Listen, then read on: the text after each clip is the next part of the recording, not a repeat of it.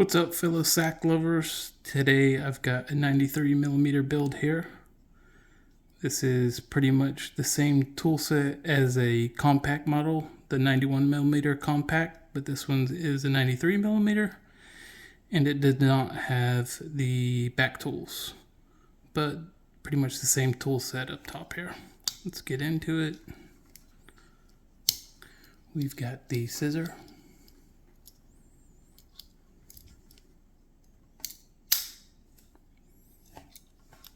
the main blade,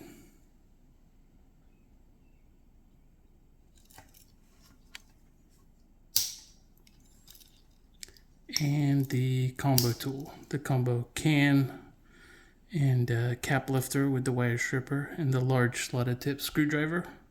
And this tool is from the 91mm compact.